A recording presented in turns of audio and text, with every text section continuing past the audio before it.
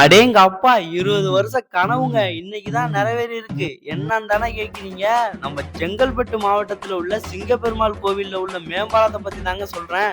வணக்கம் மக்களே! சிங்கப்பெருமாள் கோவில்ல ரொம்ப நாளா கட்டப்பட்டு உள்ள ரயில் மேம்பாலம் இன்று திமுக அமைச்சர்களால திறந்து வைக்கப்பட்டிருக்காங்க. இதனால மக்கள் ரொம்பவே சந்தோஷமா இருக்காங்க. சிங்கப்பெருமாள் கோவில் டு ஸ்ரீபெரும்புதூர் செல்லும் சாலைக்கு செல்லும் வகையில் இந்த பாலம் திறக்கப்பட்டுள்ளது. ஒரு புறமே திறக்கப்பட்டுள்ளது. மறுபுறம் வேலை தீவிரமாக நடந்து கொண்டிருக்கும் நிலையில் ஒரு பாலம் கட்டினதுக்கு என்னப்பா அப்படி என்னப்பா சந்தோஷம் அப்படின்னு கேக்குறீங்க. இந்த பாலத்தினால எவ்வளவு பிரச்சனைகளை அந்த மக்கள் சந்திச்சாங்க அப்படின்ட்டு இங்க இருந்து பார்த்தவங்களுக்கு தான் தெரியும்.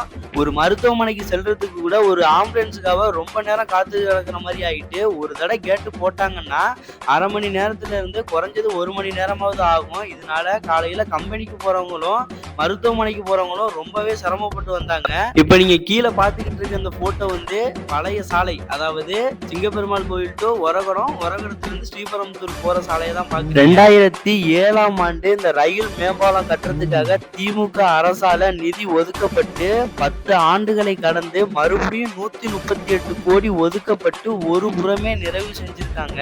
உங்களுக்கு தெரிஞ்சு இந்த பாலம் எத்தனை வருஷமா கட்டிக்கிட்டு இருந்தாங்க, இதனால நீங்க எவ்வளவு கஷ்டப்பட்டீங்க அப்படின்ட்டு கமெண்ட்ல சொல்லிட்டு போங்க, நானும் தெரிஞ்சுக்கிறேன்.